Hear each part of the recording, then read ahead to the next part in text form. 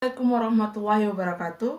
Kami dari kelompok 7 akan mempresentasikan hasil kerja kami yang bertema Fenomen Arsitektur.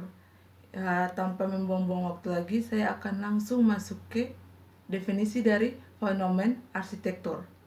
Arsitektur komputer Fenomen merupakan arsitektur yang diciptakan oleh John Fenomen pada tahun 1903 sampai 1957. Nama Fenomen sendiri diambil dari namanya karena dialah yang pertama kali mempublikasikan konsep tersebut.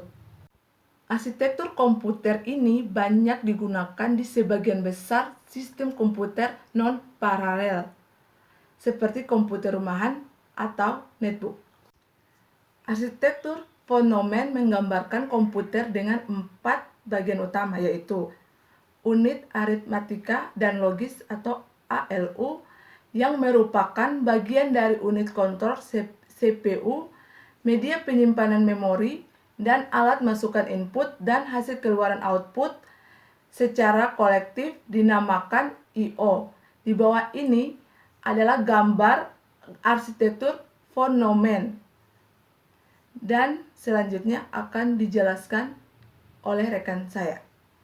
Oke, sekarang saya akan menggambarkan tentang arsitektur von Neumann. Apa itu arsitektur von Neumann? Arsitektur von Neumann adalah komputer dengan 4 bagian utama.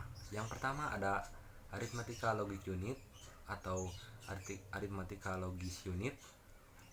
Dan yang kedua ada Main Memory atau memori utama. Dan yang ketiga ada Program Control Unit.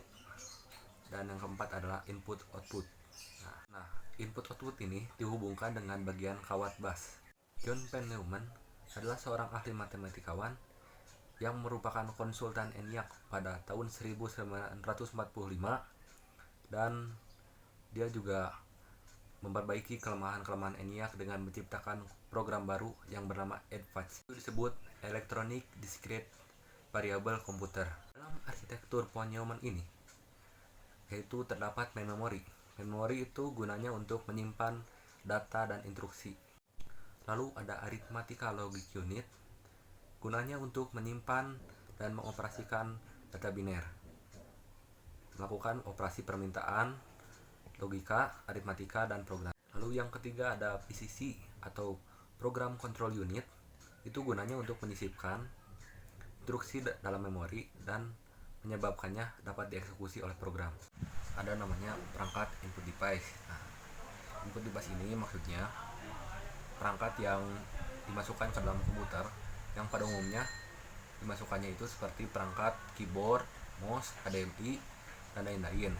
Itu untuk dimasukkan ke dalam PC atau komputer yang dapat menghubungkan komputer dan user. Selanjutnya, perangkat output. Perangkat output ini adalah perangkat yang menghasilkan keluaran dari komputer berupa pemrosesan informasi yang dapat ditampilkan, contohnya misalnya dari layar, yang merupakan hasil dari pemrosesan dari komputer tersebut. Jadi kesimpulannya, di dalam arsitektur von Neumann ini terdapat 5 perangkat yang saling terhubung satu sama lain, yaitu Arithmetic Logic Unit atau ALU. Yang kedua ada main memory. Yang ketiga ada input. Yang keempat ada output. Dan yang kelima ada PCC atau Program Control Unit. Dari kelima perangkat tersebut itu saling berhubungan. Jadi baik itu ALU, input, output, main memory, PCC itu saling berkaitan, maka terjadilah arsitektur komputer yang disebut von Neumann. Mungkin cukup sekian dari saya. Selanjutnya akan dilanjutkan oleh rekan saya. Terima kasih. Warahmatullahi wabarakatuh. Saya di sini akan mempresentasikan tentang kelebihan model arsitektur von Neumann. Yang pertama, fleksibilitas pengamatan program dan data. Yang kedua, program selalu ada di ROM dan data selalu ada di RAM. Yang ketiga, arsitektur von Neumann memungkinkan prosesor untuk menjalankan program yang ada di dalam memori data atau RAM. Kelemahan model arsitektur von Neumann. Yang pertama, data bus tunggal menyebabkan instruksi untuk mengakses program dan data harus dijalankan secara sekuensial. dan tidak melakukan overlapping. Yang kedua, bandwidth program harus sama dengan bandwidth data. Yang ketiga, prosesor von Neumann membutuhkan jumlah clock PI atau clock per instruction yang relatif lebih banyak. Sekian presentasi dari kelompok kami. Assalamualaikum warahmatullahi wabarakatuh.